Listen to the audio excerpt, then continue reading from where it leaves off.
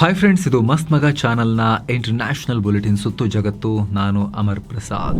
ಗಡಿಯಲ್ಲಿ ಪಾಕಿಸ್ತಾನ ಭಾರತಕ್ಕೆ ಸೀರಿಯಸ್ ಆಗಿ ಪ್ರಚೋದನೆ ಕೊಡ್ತಾ ಇದೆ. ಈಗ ಗಡಿ ಉದ್ದಕ್ಕೂ ಸುಮಾರು 250 ಚೀನಾ ನಿರ್ಮಿತ SH-15 ಹಾವಿಟ್ಸರ್ ಗಳನ್ನ ಪಾಕಿಸ್ತಾನ ನಿಲ್ಲಿಸಿದೆ. ಗುಪ್ತಚರ ಮಾಹಿತಿಯಲ್ಲಿ ಇದು ಬಯಲಾಗಿದೆ. LOC ಮತ್ತು ಇಂಟರ್ನ್ಯಾಷನಲ್ ಬಾರ್ಡರ್ ನಲ್ಲಿ ತಂದು ನಿಲ್ಲಿಸಿಕೊಂಡಿದ್ದಾರೆ. ಇವು 72 ಕಿಲೋಮೀಟರ್ ದೂರದವರೆಗೂ ಹೊಡಿತಾವಿವು. ಗಂಟೆಗೆ 90 ಕಿಲೋಮೀಟರ್ ವೇಗದಲ್ಲಿ ನೆಲದಲ್ಲಿ ಬೇರೆ ಬೇರೆ ಪ್ಲೇಸಸ್ಗೆ ಮೂವ್ ಆಗೋ ಸಾಮರ್ಥ್ಯವನ್ನು ಕೂಡ ಹೊಂದಿವೆ. ಕಳೆದ ಆಪರೇಷನ್ ಸಿಂಧೂರ್ ಟೈಮ್ನಲ್ಲೂ ಕೂಡ ಪಾಕ್ ಸೇನೆ ಇದನ್ನ ಯೂಸ್ ಮಾಡಿತ್ತು. ಪೂಂಚ್ ಭಾಗದಲ್ಲಿ ನಮ್ಮ ನಾಗರಿಕರ ಮೇಲೆ ದಾಳಿ ಮಾಡೋ ಟೈಮ್ನಲ್ಲಿ ಇದೇ ಹಾವಿಟ್ಸರ್ಗಳನ್ನ ಬಳಸ್ಕೊಂಡಿತ್ತು ಪಾಕಿಸ್ತಾನ. ಇದೊಂದು ಸೆಲ್ಫ್ ಪ್ರೊಪೈಲ್ಡ್ ಹಾವಿಟ್ಸರ್ ಆಗಿದೆ. ಬೇರೆ ಬೇರೆ ತೋಪುಗಳಂತೆ ಇದನ್ನ ಬೇರೆ ಬೇರೆ ವಾಹನಗಳ ಮೂಲಕ ಎಳ್ಕೊಂಡು ಹೋಗಬೇಕಾಗಿಲ್ಲ. ದಾಳಿ ಮಾಡಬೇಕಾದ ಕಡೆ ದಾಳಿ ಮಾಡಿ ಎದುರಾಳಿಗಳು ಅದನ್ನು ಅಲರ್ಟ್ ಆಗಿ ವಾಪಸ್ ಆ ಜಾಗಕ್ಕೆ ಫೈರ್ ಮಾಡುವಷ್ಟರಲ್ಲಿ ಬೇರೆ ಕಡೆಗೆ ಮೂವ್ ಆಗುತ್ತೆ. ಅದು ಗುಡ್ಡಗಾಡು ಪ್ರದೇಶಗಳಲ್ಲಿ ಇವುಗಳ ಪಾತ್ರ ತುಂಬ ಮುಖ್ಯವಾಗಿರುತ್ತೆ. ಹೀಗಾಗಿ ಭಾರತದ ವಿರುದ್ಧ ಆರ್ಟಿಲರಿ ಪವರ್ ಜಾಸ್ತಿ ಮಾಡ್ಕೊಳ್ಳೋಕೆ ಪಾಕಿಸ್ತಾನ ಇದನ್ನು ನಿಯೋಜನೆ ಮಾಡ್ತಾ ಇದೆ ದೊಡ್ಡ ನಂಬರ್ನಲ್ಲಿ. ಸದ್ಯ ಗಡಿಯಲ್ಲಿ ಉದ್ವಿಗ್ನತೆ ಹಾಗೆ ಇರೋದ್ರಿಂದ ಪಾಕಿಸ್ತಾನ ಭಾರತದ ವಿರುದ್ಧ ಯಾವಾಗ ಬೇಕಾದರೂ ಮತ್ತೊಂದು ಸುತ್ತಿನ ಕಿರಿಕಿರಿಯನ್ನು ಶುರು ಮಾಡ್ಬೋದು. ಭಾರತ ಯಾವಾಗ ಏನು ಮಾಡುತ್ತೋ ಅನ್ನೋ ಹೆದರಿಕೆಯಲ್ಲೇ ಪಾಕಿಸ್ತಾನ ಇದೆ. ಯಾಕಂದ್ರೆ ಕಾಶ್ಮೀರದಲ್ಲಿ ಉಗ್ರ ದಾಳಿಗಳು ಮತ್ತೆ ಶುರುವಾಗಿವೆ. ಹೀಗಾಗಿ ಪಾಕಿಸ್ತಾನ 250 ಚೈನಾ ಮೇಡ್ ಹಾವಿಟ್ಸರ್ಗಳನ್ನ ತಂದು ನಿಲ್ಲಿಸ್ಕೊಂಡಿದೆ. ಹಾಗೆ ನೋಡಿದ್ರೆ ಸ್ನೇಹಿತರೆ, ಪಾಕಿಸ್ತಾನದ ಬಳಿ ನಂಬರ್ ಮಾತ್ರ ನೋಡಿದ್ರೆ ನಮಗಿಂತ ಹೆಚ್ಚಿನ ಸೆಲ್ಫ್ ಪ್ರೊಪೈಲ್ಡ್ ಹಾವಿಟ್ಸರ್ಸ್ ಇವೆ. ಓಪನ್ ಸೋರ್ಸ್ ಮಾಹಿತಿ ಪ್ರಕಾರ ನಮ್ಮ ಹತ್ರ 100 ಸೆಲ್ಫ್ ಪ್ರೊಪೈಲ್ಡ್ ಹಾವಿಟ್ಸರ್ಸ್ ಇವೆ. ಎಲ್ಲ K9 ವಜ್ರ ಹಾವಿಟ್ಸರ್ ಸೌತ್ ಕೊರಿಯನ್ ಟೆಕ್ನಾಲಜಿ ಮೂಲಕ ಲಾಸನ್ ಅಂಡ್ ಟ್ಯೂಬ್ರೋ ಇದನ್ನ ಭಾರತದಲ್ಲೇ ತಯಾರಿಸ್ತಿರೋದು. ಆದರೆ ಪಾಕ್ ಹತ್ರ 700ಕ್ಕೂ ಅಧಿಕ ಸೆಲ್ಫ್ ಪ್ರೊಪೈಲ್ಡ್ ಹಾವಿಟ್ಸರ್ಸ್ ಇವೆ. ಇದರಲ್ಲಿ ಅಮೆರಿಕನ್ ಮೇಡ್ M109 ಹಾವಿಟ್ಸರ್ ಜಾಸ್ತಿ ಇವೆ. ಉಳಿದಂತೆ 300ಕ್ಕೂ ಅಧಿಕ ಚೈನಾ ಮೇಡ್ SH-15 ಹಾವಿಟ್ಸರ್ಸ್ ಇವೆ. ನಿಮಗೆ ಆಶ್ಚರ್ಯ ಆಗ್ಬೋದು, ಸೆಲ್ಫ್ ಪ್ರೊಪೈಲ್ಡ್ ಹಾವಿಟ್ಸರ್ ಹೊಂದಿರೋರ ಪಟ್ಟಿಯಲ್ಲಿ ಗ್ಲೋಬಲ್ ರ್ಯಾಂಕಿಂಗ್ನಲ್ಲಿ ಭಾರತ 35ನೇ ಸ್ಥಾನದಲ್ಲಿದೆ, ಪಾಕಿಸ್ತಾನ 9ನೇ ಸ್ಥಾನದಲ್ಲಿದೆ. ಹೀಗಾಗಿನೇ ಈ ಗ್ಯಾಪನ್ನು ತುಂಬಿಕೊಳ್ಳೋಕೆ ಭಾರತ ಕಳೆದ ಜುಲೈ ತಿಂಗಳಲ್ಲಿ 23,000 ಕೋಟಿ ರೂಪಾಯಿ ಖರ್ಚಲ್ಲಿ 300 K9 ವಜ್ರ ತಗೊಳ್ಳೋಕೆ ಅಪ್ರೂವಲ್ ಕೊಟ್ಟಿರೋದು. ಸದ್ಯ ಭಾರತದ ಗುರಿ ತನ್ನ ಸೆಲ್ಫ್ ಪ್ರೊಪೈಲ್ಡ್ ಆರ್ಟಿಲರಿಯನ್ನ 500ಕ್ಕೆ ಏರಿಸೋದು. ಇಷ್ಟಾದರೂ ನಮಗೆ ನಂಬರ್ ನೋಡಿ ಹೇಳೋದಾದರೆ ಪಾಕ್ ಸಂಖ್ಯೆಯನ್ನು ಬೀಟ್ ಮಾಡೋಕೆ ಇನ್ನಷ್ಟು ನಂಬರ್ಸ್ ಬೇಕಾಗುತ್ತೆ. ಇದೇ ಕಾರಣಕ್ಕೆ ನಮ್ಮ ಮೇಲೆ ಸೈಕಲಾಜಿಕಲ್ ಪ್ರೆಷರ್ ಹಾಕೋಕೆ ಅವರು ಗಡಿಯಲ್ಲಿ ಜಾಸ್ತಿ ನಿಯೋಜನೆ ಮಾಡ್ತಿರೋದು ಪಾಕಿಸ್ತಾನದವರು. ಆದರೆ ಏನೇ ಆದರೂ ಭಾರತಕ್ಕೆ ತೀರಾ ಡ್ಯಾಮೇಜ್ ಮಾಡೋ ಶಕ್ತಿ ಅವ್ರಿಗಿಲ್ಲ. ಯಾಕೆ? ಭಾರತದ ಹತ್ರ ಸ್ವಾತಿ ರೆಡಾರ್ ಇದೆ. ಇದರ ಕೆಲಸ ಏನು ಗೊತ್ತಾ? ಶತ್ರುಗಳು ನಮ್ಮ ಕಡೆಗೆ ಹಾರಿಸೋ ಶೆಲ್ಗಳನ್ನು ಗಾಳಿಯಲ್ಲಿ ಟ್ರ್ಯಾಕ್ ಮಾಡಿ ಶತ್ರುಗಳ ಫಿರಂಗಿ ಎಲ್ಲೆಲ್ಲಿ ಕೂತಿದೆ ಅನ್ನೋದನ್ನು ನಿಖರವಾಗಿ ಪತ್ತೆ ಹಚ್ಚೋದು. ಹೀಗೆ ಸ್ವಾತಿ ರೆಡಾರ್ ಪತ್ತೆ ಹಚ್ಚಿದ ತಕ್ಷಣ ನಮ್ಮ K9 ವಜ್ರ ಮತ್ತು A-ಟ್ಯಾಗ್ಸ್ ಫಿರಂಗಿಗಳು, advance stored artillery gun systems, ಆ ಜಾಗದ ಮೇಲೆ ಫೈರ್ ಮಾಡ್ತವೆ. ಅಷ್ಟೇ ಅಲ್ಲ, ಇಂಥ ಹಾವಿಟ್ಸರ್ಗಳನ್ನು ಧ್ವಂಸ ಮಾಡೋಕೆ ನಾವು ಪಿನಾಕ ರಾಕೆಟ್ ಸಿಸ್ಟಮ್ಗಳನ್ನು ಕೂಡ ಮಾಡಿಟ್ಕೊಂಡಿದ್ದೀವಿ. ಹೀಗಾಗಿ ಪಾಕಿಸ್ತಾನದ ಫಿರಂಗಿಗಳಿಗೆ ತೀರಾ ಭಯಪಡೋ ಅವಶ್ಯಕತೆ ಭಾರತಕ್ಕಿಲ್ಲ. ಆದರೆ ಜನಸಾಮಾನ್ಯರ ಮೇಲೆ ದಾಳಿ ಮಾಡಿ ಭಯ ಹುಟ್ಟಿಸೋದು ಪಾಕಿಗಳ ಕುತಂತ್ರ, ನ್ಯೂಸ್ ಮಾಡೋದು. ಹೀಗಾಗಿ ಭಾರತ ಕೂಡ ಇದನ್ನು ಎಚ್ಚರಿಕೆಯಿಂದ ಗಮನಿಸ್ತಾ ಇದೆ, ತಯಾರಿ ಮಾಡ್ಕೊಳ್ತಾ ಇದೆ. ಇನ್ನೊಂದು ಕಡೆ ಬಾಂಗ್ಲಾ ಗಡಿಯಲ್ಲೂ ಭಾರತ ಭದ್ರತೆ ಹೆಚ್ಚು ಮಾಡ್ತಾ ಇದೆ. ಪಶ್ಚಿಮ ಬಂಗಾಳದ ಗಡಿ ಭಾಗದಲ್ಲಿ ಗುಪ್ತಚರ ಇಲಾಖೆಯ ಬರೋಬ್ಬರಿ 40 ಹೊಸ ಸಬ್ಸಿಡರಿ ಇಂಟೆಲಿಜೆನ್ಸ್ ಬ್ಯೂರೋ SIB ಘಟಕಗಳನ್ನು ಸ್ಥಾಪಿಸೋಕೆ ಕೇಂದ್ರ ಗೃಹ ಸಚಿವಾಲಯ ನಿರ್ಧಾರ ಮಾಡಿದೆ. ಭಾರತ ಬಾಂಗ್ಲಾ ಗಡಿಯಲ್ಲಿ ನುಸುಳುಕೋರರು, ಕಳ್ಳ ಸಾಗಾಣಿಕೆ ಹಾಗೂ ಉಗ್ರ ಚಟುವಟಿಕೆಗಳನ್ನು ಹತ್ತಿಕ್ಕೋಕೆ ಈ ಹೊಸ ಗುಪ್ತಚರ ಘಟಕಗಳನ್ನು ನಿರ್ಮಿಸಲಾಗ್ತಾ ಇದೆ. ಇದಕ್ಕಾಗಿ ಗಡಿ ಭಾಗದಲ್ಲಿ 50 ಎಕರೆ ಜಾಗವನ್ನು ಕೊಡಿ ಅಂತ ಪಶ್ಚಿಮ ಬಂಗಾಳ ಸರ್ಕಾರವನ್ನ ಕೇಂದ್ರ ಸರ್ಕಾರ ಕೇಳಿದೆ. ಇದರ ಜೊತೆಗೆ BSFಗೆ ಹೊಸ ಔಟ್ ಪೋಸ್ಟ್ಗಳನ್ನು ನಿರ್ಮಿಸೋಕೆ ಮತ್ತು ಬೇಲಿ ಹಾಕೋಕೆ 9 ಗಡಿ ಜಿಲ್ಲೆಗಳಲ್ಲಿ 142 ಎಕರೆ ಜಾಗವನ್ನ ಪಶ್ಚಿಮ ಬಂಗಾಳ ಸರ್ಕಾರ BSFಗೆ ಹಸ್ತಾಂತರಿಸಿದೆ. ಇದೇ ಪಾಕಿಸ್ತಾನದಲ್ಲಿ ಮತ್ತೆ ದೊಡ್ಡ ಉಗ್ರ ದಾಳಿಯಾಗಿದೆ. ಖೈಬರ್ ಪಖ್ತೂನ್ಖ್ವಾ ಪ್ರಾಂತದಲ್ಲಿ ಉಗ್ರ ವಿರೋಧಿ ರ್ಯಾಲಿ ನಡೀತಾ ಇದ್ದಾಗ ದಾಳಿ ಮಾಡಲಾಗಿದೆ. ಉಗ್ರ ತನ್ನನ್ನು ತಾನು ಸ್ಫೋಟಿಸಿಕೊಂಡಿರೋದು. ಪರಿಣಾಮ 6 ಜನ ಪೊಲೀಸರು ಸೇರಿ 19 ಜನ ಮೃತಪಟ್ಟಿದ್ದಾರೆ, 50ಕ್ಕೂ ಅಧಿಕ ಜನ ಗಾಯಗೊಂಡಿದ್ದಾರೆ. ಸ್ವಾಟ್ ಕಣಿವೆಯ ಕಬಾಲ್ ಅನ್ನೋ ಕಡೆ ಈ ದಾಳಿಯಾಗಿದೆ. ಸ್ಥಳೀಯ ಯುವಕರು ಪೊಲೀಸ್ ಸ್ಟೇಷನ್ ಬಳಿ ಸೇರಿ ಉಗ್ರ ವಿರೋಧಿ ರ್ಯಾಲಿ ನಡೆಸ್ತಾ ಇದ್ರು.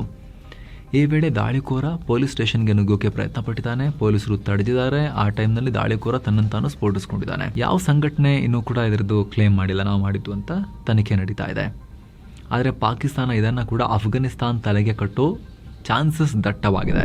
ಇನ್ನು ಪಿಒಕೆನಲ್ಲಿ ಬೃಹತ್ ಪ್ರತಿಭಟನೆ ಹಾಗೂ ಪಾಕ್ ಸೇನೆ ದೌರ್ಜನ್ಯದ ನಡುವೆ 2ನೇ ಹಂತದ ಚುನಾವಣೆ ಮುಗಿದಿದೆ. 45 ಸ್ಥಾನಗಳಿಗೆ 3ನೇ ಹಂತದಲ್ಲಿ ಚುನಾವಣೆ ನಡೀತಾ ಇದೆ. ಸದ್ಯ ಮುಜಫರಾಬಾದ್ನ 9 ಹಾಗೂ ನಿರಾಶ್ರಿತರ 12 ಸ್ಥಾನಗಳಿಗೆ 2ನೇ ಹಂತದ ವೋಟಿಂಗ್ ನಡೆದಿದೆ. ಆದರೆ ಈ ಮತದಾನದ ವೇಳೆ ಹಲವು ಕಡೆ ಅಕ್ರಮ ನಡೆದಿರುವುದರಿಂದ ಜನರು ರೊಚ್ಚಿಗೆದ್ದಿದ್ದಾರೆ. ಜಾಯಿಂಟ್ ಅವಾಮಿ ಆಕ್ಷನ್ ಕಮಿಟಿ ನೇತೃತ್ವದಲ್ಲಿ ಭಾರೀ ಪ್ರತಿಭಟನೆಗಳು ಆಗ್ತಿವೆ.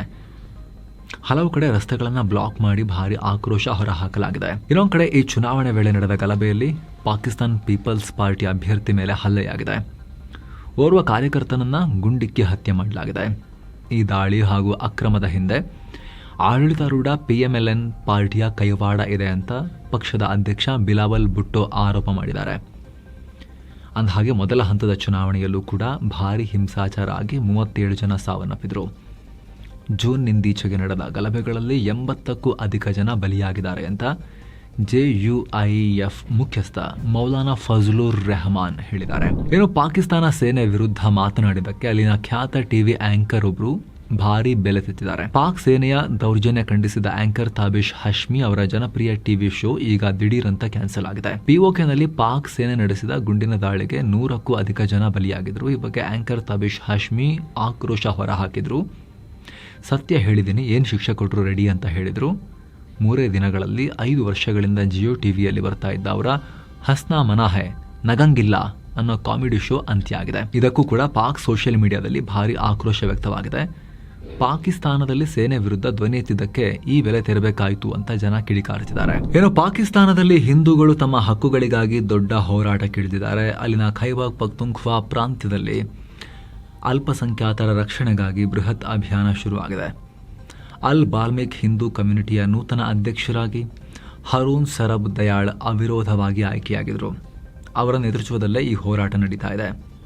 ಪಾಕಿಸ್ತಾನದ ಸಂವಿಧಾನದಲ್ಲಿರುವ ಅಲ್ಪಸಂಖ್ಯಾತರ ಹಕ್ಕುಗಳನ್ನು ತಕ್ಷಣ ಜಾರಿಗೆ ತನ್ನಿ ಅಂತ ಒತ್ತಾಯ ಮಾಡ್ತಿದ್ದಾರೆ. ಸದ್ಯ ಪಾಕಿಸ್ತಾನದಲ್ಲಿ ಹಿಂದೂಗಳಿಗೆ ಸರಿಯಾದ ಭದ್ರತೆ ಇಲ್ಲ.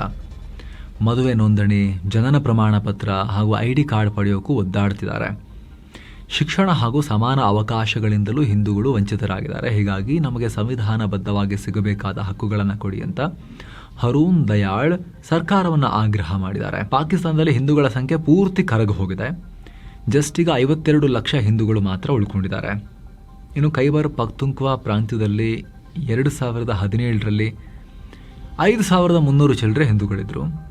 2023ಕ್ಕೆ 5090 ಹಿಂದೂಗಳು ಮಾತ್ರ ಇದ್ದಾರೆ. ಹೀಗಾಗಿ ಉಳಿದಿರೋ 5000 ಜನರನ್ನಾದರೂ ಕೂಡ ಸರಿಯಾಗಿ ಪ್ರೊಟೆಕ್ಷನ್ ಕೊಟ್ಟು ಕಾಪಾಡಿ ಅಂತ ಕೇಳ್ತಾ ಇದ್ದಾರೆ. ಏನೋ ಸ್ನೇಹಿತರೆ, 7 ಸೈನ್ಸ್ ಟೂರಿಸಂನವರು ಉಜ್ಜಯಿನಿ ಮಹಾಕಾಳೇಶ್ವರ, ಓಂಕಾರೇಶ್ವರ, ನರ್ಮದಾ ರಿವರ್ ಬೋಟಿಂಗ್, ಸಂದೀಪನಿ ಆಶ್ರಮ ಸೇರಿ ನೋಡಿ ಇಲ್ಲೆಲ್ಲ ಹೋಗೋದಿರುತ್ತೆ. ಒಂದು ಅದ್ಭುತ ಪ್ರವಾಸ ಇಟ್ಕೊಂಡಿದ್ದಾರೆ. ಎಲ್ಲವನ್ನ ಒಳಗೊಂಡಿರೋ ಪ್ಯಾಕೇಜ್ ಇದು. ನಿಮಗೆ ಎಕ್ಸ್ಟ್ರಾ ಏನು ಖರ್ಚಾಗಲ್ಲ. ಆಸಕ್ತರು ಕಾಲ್ ಮಾಡಿ ಬುಕ್ ಮಾಡಿಕೊಂಡು ಹೋಗಿ ಬರ್ಬೋದು. ಇನ್ನು ಅಮೆರಿಕ ಮತ್ತು ಇರಾನ್ ನಡುವಿನ ಶಾಂತಿ ಮಾತುಕತೆ ಸೋಮವಾರ ನಡೆಯುತ್ತೆ ಅಂತ ಅಮೆರಿಕ ಅಧ್ಯಕ್ಷ ಟ್ರಂಪ್ ಹೇಳಿದ್ದಾರೆ. ಮಧ್ಯವರ್ತಿಗಳ ಮೂಲಕ ಈ ಮಾತುಕತೆ ನಡೆಯುತ್ತೆ ಅಂತ ಹೇಳಿದ್ದಾರೆ. ಸದ್ಯ ಇರಾನ್ ಮೇಲೆ ಮಾಡಬೇಕಾಗಿದ್ದ ದೊಡ್ಡ ದಾಳಿಯನ್ನು ತಡೆ ಹಿಡಿಯಲಾಗಿದೆ. ಸೌದಿ ಅರೇಬಿಯಾ, UAE, ಕತರ್ ಹಾಗೂ ಇರಾನ್ ಜೊತೆಗಿನ ಚರ್ಚೆಯಿಂದಾಗಿ ದಾಳಿ ಕ್ಯಾನ್ಸಲ್ ಆಗಿದೆ ಅಂತ ಟ್ರಂಪ್ ಹೇಳಿದ್ದಾರೆ. ಜೊತೆಗೆ ಹಾರ್ಮುಜ್ ಜಲಸಂಧಿ ನಿರ್ವಹಣೆ ಬಗ್ಗೆ ಒಂದು ಒಪ್ಪಂದಕ್ಕೆ ಬರೋ ಚಾನ್ಸಸ್ ಇದೆ. ಹಾಗೆ ಇರಾನ್ ಅಣ್ವಸ್ತ್ರ ತಯಾರಿಸದಂತೆ ಮಾಡುವ ಬಗ್ಗೆನೂ ಒಪ್ಪಂದ ಆಗುತ್ತೆ ಅಂತ ಟ್ರಂಪ್ ಹೇಳಿದ್ದಾರೆ. ಇತ್ತ ಅಮೆರಿಕ ಜೊತೆಗಿನ ಮೆಮೊರಾಂಡಮ್ ಆಫ್ ಅಂಡರ್ಸ್ಟ್ಯಾಂಡಿಂಗ್ ಬಗ್ಗೆ ಇರಾನ್ ಅಧ್ಯಕ್ಷ ಮಸೂದ್ ಪೆಜೆಶ್ಕಿಯಾನ್ ರಿಯಾಕ್ಟ್ ಮಾಡಿದ್ದಾರೆ. ಈ ಒಪ್ಪಂದ ಇರಾನ್ನ ಭವಿಷ್ಯದ ವಿದೇಶಾಂಗ ನೀತಿಯ ಬುನಾದಿಯಾಗುತ್ತೆ ಅಂತ ಹೇಳಿದ್ದಾರೆ. ಸುಪ್ರೀಂ ನ್ಯಾಷನಲ್ ಸೆಕ್ಯೂರಿಟಿ ಕೌನ್ಸಿಲ್ನ ಒಮ್ಮತದ ನಿರ್ಧಾರದಿಂದ ಈ ಒಪ್ಪಂದಕ್ಕೆ ಸೈನ್ ಹಾಕಲಾಗಿದೆ. ಆದರೆ ಸೈನ್ ಹಾಕಿರೋ ನಿಯಮಗಳನ್ನು ಶತ್ರುಗಳು ಪಾಲಿಸುವಂತೆ ನಾವು ಮಾಡಬೇಕು. ಈ ಒಪ್ಪಂದದಿಂದ ನಮ್ಮ ದೇಶ, ಮಿತ್ರ ರಾಷ್ಟ್ರಗಳು ಹಾಗೂ ಈ ಭಾಗದ ಭದ್ರತೆ ಹೆಚ್ಚಾಗುತ್ತೆ ಅಂತ ಪೆಜೆಶ್ಕಿಯಾನ್ ಹೇಳಿದ್ದಾರೆ. ಇನ್ನೊಂದು ಕಡೆ ಕಳೆದ ಜೂನ್ನಲ್ಲಿ ಇರಾನ್ ಮತ್ತು ಅಮೆರಿಕ ನಡುವೆ ನಡೆದಿದ್ದ ಇಸ್ಲಾಮಾಬಾದ್ ಒಪ್ಪಂದವನ್ನು ಮತ್ತೆ ಜಾರಿಗೆ ತರೋಕೆ ಪ್ರಯತ್ನ ನಡೀತಾ ಇದೆ. ಈ ಬಗ್ಗೆ ಇರಾನ್ ಸಂಸತ್ನ ಭದ್ರತಾ ಸಮಿತಿ ವಕ್ತಾರ ಹಸನ್ ಘಶ್ಗಾವಿ ಮಾಹಿತಿ ಕೊಟ್ಟಿದ್ದಾರೆ. 14 ಅಂಶಗಳ ಇಸ್ಲಾಮಾಬಾದ್ ಒಪ್ಪಂದವನ್ನು ಮತ್ತೆ ಜಾರಿಗೆ ತರೋಕೆ ಪ್ರಯತ್ನ ಆಗ್ತಾ ಇದೆ ಅಂತ ಹೇಳಿದ್ದಾರೆ. ಸದ್ಯ ಹಾರ್ಮುಜ್ ಜಲಸಂಧಿ ವಿಚಾರವೇ ಈ ಒಪ್ಪಂದದಲ್ಲಿ ಬಹಳ ಮುಖ್ಯವಾಗಿದೆ. ಹೀಗಾಗಿ ಮೀಡಿಯೇಟರ್ಗಳ ಮೂಲಕ ಚರ್ಚೆಗಳು ನಡೀತಾ ಇವೆ ಅಂತ ಘಶ್ಗಾವಿ ಹೇಳಿದ್ದಾರೆ. ಕೆಲ ವರದಿಗಳ ಪ್ರಕಾರ ಈ ಮಾತುಕತೆ ಬಳಿಕ ಹಾರ್ಮುಜ್ ಜಲಸಂಧಿ ಮುಂದಿನ 60 ದಿನಗಳ ಕಾಲ ಓಪನ್ ಆಗುತ್ತೆ. ಯಾವುದೇ ಶುಲ್ಕ ಇಲ್ಲದೆ ಹಡಗುಗಳ ಸಂಚಾರಕ್ಕೆ ಅವಕಾಶ ಸಿಗುತ್ತೆ ಹಾಗೂ ಅಮೆರಿಕ ಮತ್ತು ಇರಾನ್ ನಡುವೆ ಮತ್ತೆ ಕದನ ವಿರಾಮ ಘೋಷಣೆ ಆಗುತ್ತೆ ಅಂತ ಹೇಳಲಾಗ್ತಿದೆ. ಇತ್ತ ಇರಾನ್ ಮೇಲೆ ದೊಡ್ಡ ದಾಳಿ ಮಾಡ್ತೀವಿ ಅಂತ ಟ್ರಂಪ್ ಕಡೆ ಕ್ಷಣದಲ್ಲಿ ಅದನ್ನ ಕ್ಯಾನ್ಸಲ್ ಮಾಡಿದ್ರು. ಇದರಿಂದ ಇಸ್ರೇಲ್ ಮಿಲಿಟರಿ ಗೊಂದಲಕ್ಕೀಡಾಗಿತ್ತು ಅಂತ ಇಸ್ರೇಲ್ ಮೀಡಿಯಾಗಳು ರಿಪೋರ್ಟ್ ಮಾಡಿವೆ. ಇರಾನ್ ವಿರುದ್ಧ ಜಂಟಿ ದಾಳಿ ಕ್ಯಾನ್ಸಲ್ ಮಾಡಿರೋ ವಿಚಾರವನ್ನು ಇಸ್ರೇಲ್ಗೆ ಅಮೆರಿಕ ಹೇಳೇ ಇರಲಿಲ್ಲ. ಹಲವು ಗಂಟೆಗಳ ಕಾಲ ತಮಗೆ ಏನೋ ಗೊತ್ತಿಲ್ಲದೆ ಅಮೆರಿಕ ನಮ್ಮನ್ನ ಡಾರ್ಕ್ನಲ್ಲಿಟ್ಟಿತ್ತು ಅಂತ ಇಸ್ರೇಲ್ ಅಧಿಕಾರಿಗಳು ಹೇಳಿದ್ದಾರೆ. ಅಧ್ಯಕ್ಷ ಟ್ರಂಪ್ ಸೋಷಿಯಲ್ ಮೀಡಿಯಾ ಪೋಸ್ಟ್ ಮಾಡಿದ ಮೇಲೇನೆ ಇಸ್ರೇಲ್ಗೆ ವಿಚಾರ ಗೊತ್ತಾಗಿದೆ. ಖುದ್ದು ಇಸ್ರೇಲ್ ಪ್ರಧಾನಿ ಬೆಂಜಮಿನ್ ನೆತನ್ಯಾಹು ಹಾಗೂ ಇಸ್ರೇಲ್ ರಕ್ಷಣಾ ಸಚಿವ ಇಸ್ರೇಲ್ ಕಾಟ್ಸ್ಗೂ ಕೂಡ ಟ್ರಂಪ್ ದಾಳಿ ಕ್ಯಾನ್ಸಲ್ ಮಾಡೋ ಬಗ್ಗೆ ಗೊತ್ತೇ ಇರಲಿಲ್ಲ. ಟ್ರಂಪ್ ಪೋಸ್ಟ್ ನೋಡಿನೇ ಅವರು ವಿಚಾರ ತಿಳ್ಕೊಂಡ್ರು ಅಂತ ಗೊತ್ತಾಗಿದೆ. ಇತ್ತ ಇಸ್ರೇಲ್ ಸೇನೆಗೂ ಸೋಷಿಯಲ್ ಮೀಡಿಯಾ ಮುಖಾಂತರವೇ ಸುದ್ದಿ ಗೊತ್ತಾಗಿದೆ. ಆರಂಭದಲ್ಲಿ ಇರಾನ್ ಅನ್ನ ದಿಕ್ಕು ತಪ್ಪಿಸೋಕೆ ಟ್ರಂಪ್ ಈ ರೀತಿ ಗೇಮ್ ಆಡ್ತಿದ್ದಾರೆ ಅಂತ ಇಸ್ರೇಲ್ ಅನ್ಕೊಂಡಿತ್ತು. ಆಮೇಲೆ ಅಮೆರಿಕನ್ ಅಧಿಕಾರಿಗಳನ್ನ ಕಾಂಟ್ಯಾಕ್ಟ್ ಮಾಡಿ ಕೇಳಿದ್ರು, ಹೌದಾ ಏನಿದು ಅಂತ.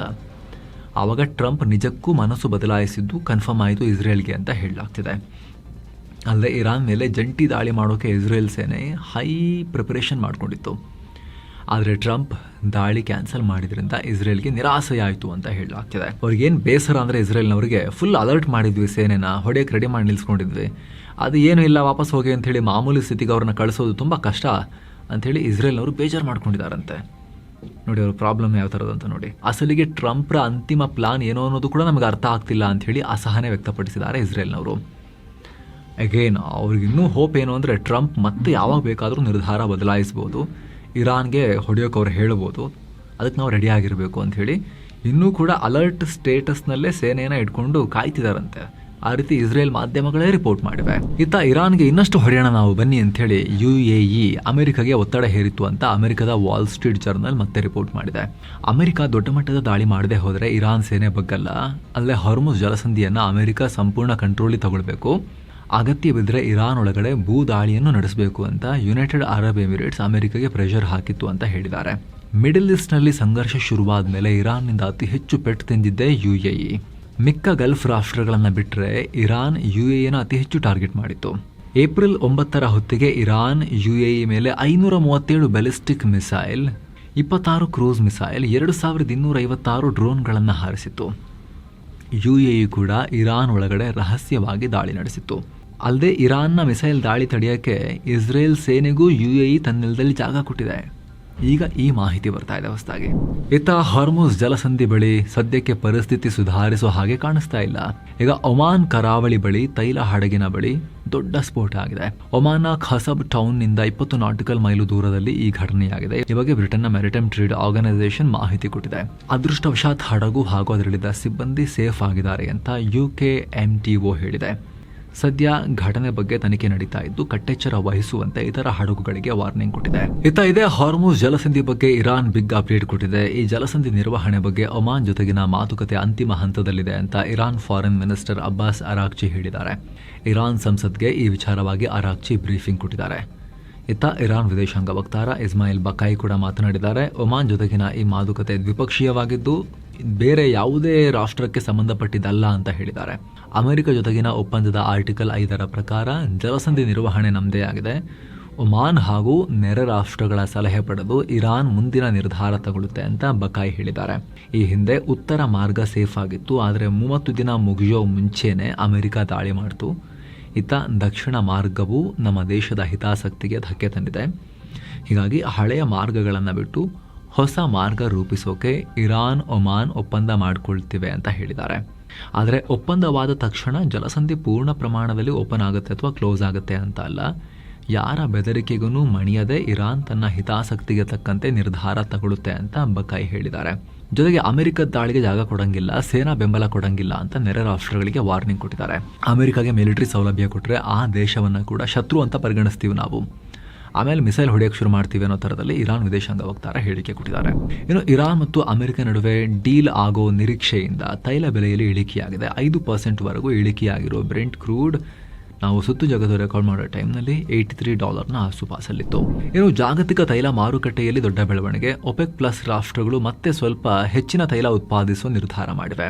ಸೆಪ್ಟೆಂಬರ್ನಿಂದ ಪ್ರತಿದಿನ 1,88,000 ಬ್ಯಾರೆಲ್ಸ್ ತೈಲ ಉತ್ಪಾದನೆ ಹೆಚ್ಚಿಸಲಿವೆ. ಭಾನುವಾರ ನಡೆದ ವರ್ಚುವಲ್ ಮೀಟಿಂಗ್ನಲ್ಲಿ ಬಗ್ಗೆ ಅಂತಿಮ ನಿರ್ಧಾರ ಮಾಡಲಾಗಿದೆ.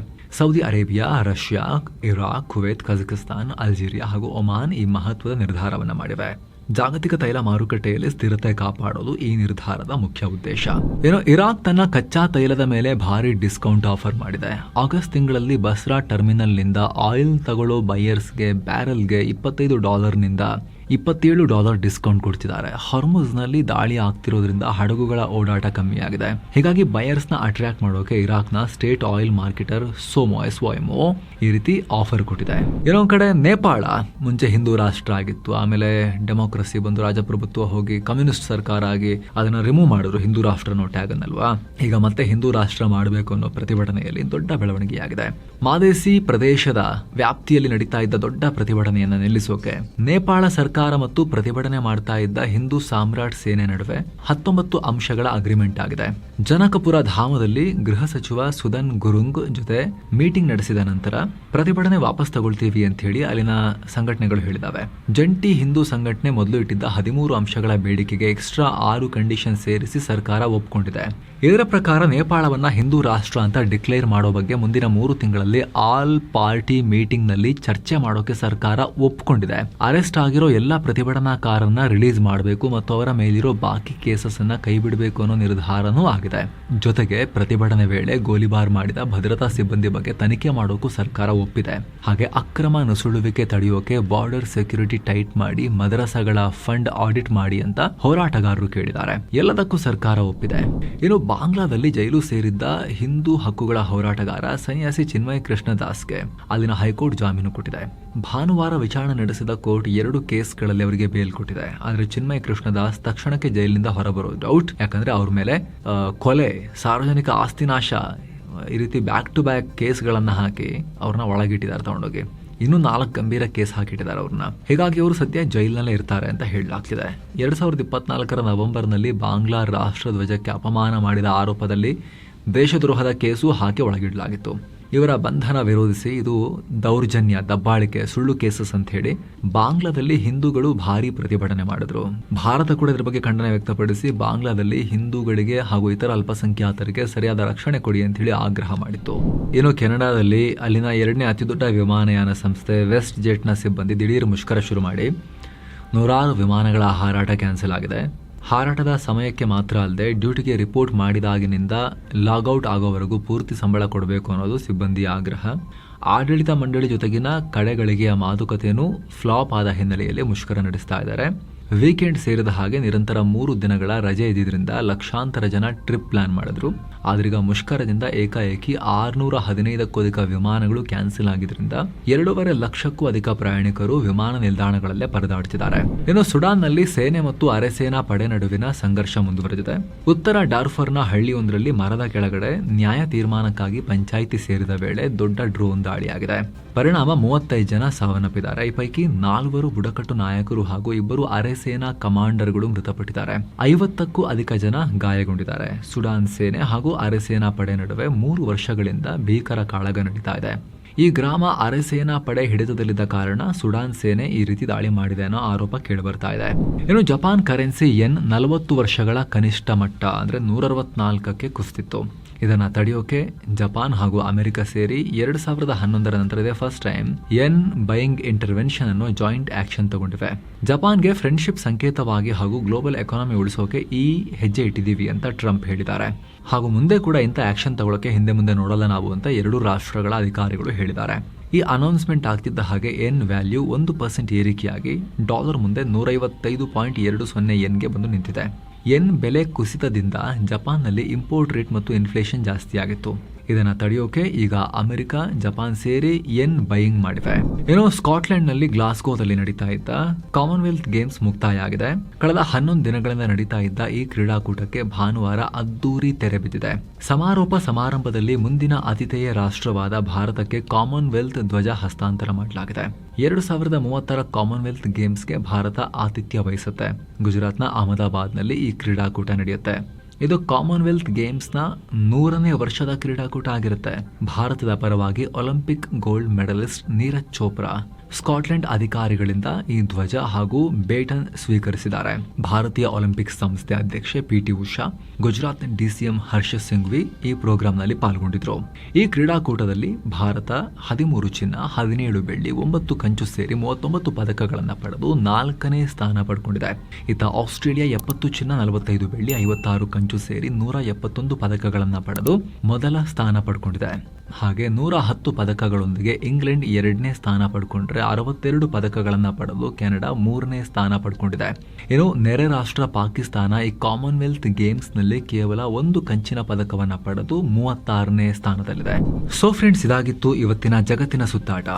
ಸ್ನೇಹಿತರೆ, ಕಡೆದಾಗಿ ನಿಮ್ಮಲ್ಲಿ ಒಂದು ಮನವಿ. ಆಸಕ್ತ ವೀಕ್ಷಕರು ವಿಡಿಯೋ ಕೆಳಗಿರೋ ಜಾಯಿನ್ ಬಟನ್ ಮೂಲಕ ನಮ್ಮ ಚಾನಲ್ಗೆ ಮೆಂಬರ್ಸ್ ಆಗಿ ಜಾಯಿನ್ ಆಗ್ಬೋದು. ಎಲ್ಲ ಮೆಂಬರ್ ಓನ್ಲಿ ವಿಡಿಯೋಸ್ ಅನ್ನ ಆವಾಗ ನೋಡೋಕೆ ಶುರು ಮಾಡ್ಬೋದು. ಎಲ್ಲಕ್ಕಿಂತ ಹೆಚ್ಚಾಗಿ ನಿಮ್ಮ ಒಂದೊಂದು ಮೆಂಬರ್ಶಿಪ್ ಕೂಡ ನಮ್ಮ ಚಾನಲ್ಗೆ ನೀವು ಕೂಡ ಅತಿ ದೊಡ್ಡ ಬೆಂಬಲ. ಆಸಕ್ತರು ವಿಡಿಯೋ ಕೆಳಗಿರೋ ಜಾಯಿನ್ ಬಟನ್ ಮೇಲೆ ಕ್ಲಿಕ್ ಮಾಡಿ ಡೀಟೇಲ್ಸ್ ಚೆಕ್ ಮಾಡಿ ಸ್ನೇಹಿತರೆ. ಮತ್ತೆ ಭೇಟಿ ಆಗ್ತಿರೋಣ. ನಮಸ್ಕಾರ.